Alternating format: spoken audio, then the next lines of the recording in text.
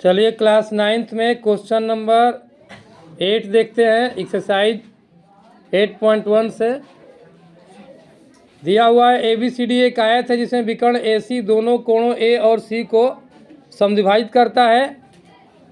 दर्शाना है कि फर्स्ट में ABCD एक वर्ग है, विकर्ण BD दोनों कोणों B और D को समद्विभाजित करता है। क्वेश्चन आपके स्क्रीन पर है, देख सकते हैं। Question number 8। चलिए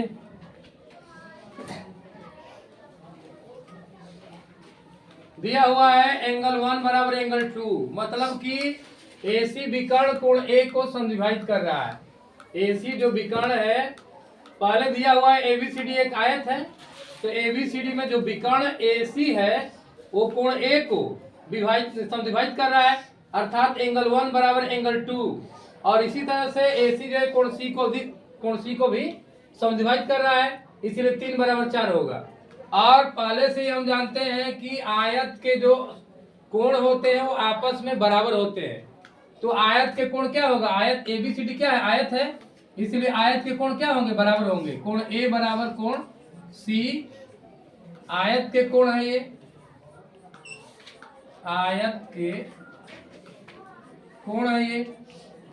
और आयत के कोण क्या होते हैं, 90 डिग्री के होते हैं, तो आपस में बराबर ही तो होंगे ना। और A का आधा कर लेंगे, A का आधा बराबर C का भी आधा होगा, और A का आधा करेंगे तो 1 बराबर 2 है, तो 2 लिख लेते हैं। इसको लिख लेंगे एंगल 2, इसको 3 और 4 बराबर हैं, तो इसको लिख लेंगे एंगल 4, मतलब कि एंगल 2 बराबर एंगल 4 आ गया। अतः ये वाला कोण BAC बराबर BCA आ गया। तो जब अगर कोण बराबर रहेगा तो उनकी सम्मुख भुजाएं क्या होती है, बराबर होती है। बराबर कोणों की सम्मुख भुजाएं बराबर होती है, अतः AB बराबर लिख लेंगे AB बराबर AC। कारण क्या है इसका, बराबर कोणों की, किसी त्रिभुज में बराबर कोणों की सम्मुख भुजाएं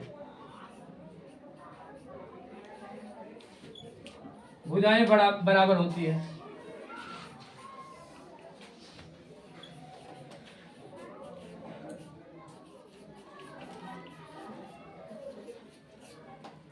बराबर कोणों की सम्मुख भुजाएं बराबर होती है, तो 2 बराबर 4 आ गया, इसलिए AB बराबर BC आ जाएगा।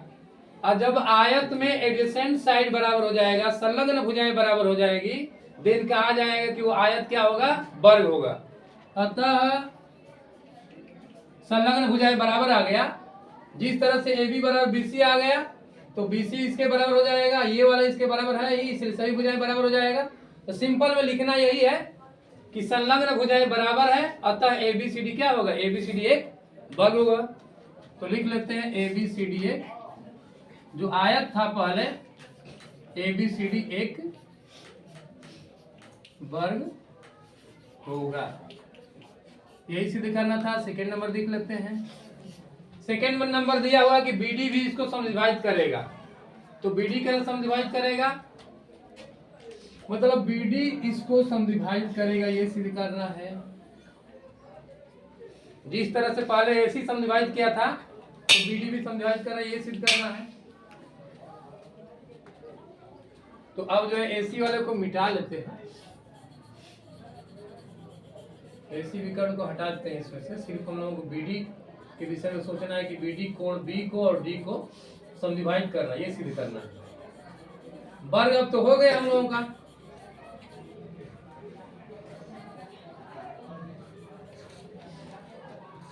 इनमें अब जैसे मान लो कोण, इनको 5 और 6 ले लेते हैं, इनको 7 और 8 ले लेते हैं। दोनों त्रिभुजों में, त्रिभुज ABD, ट्रियंगल ABD तथा ट्रियंगल BCD में क्या क्या मिल रहा है, AB बराबर CD है,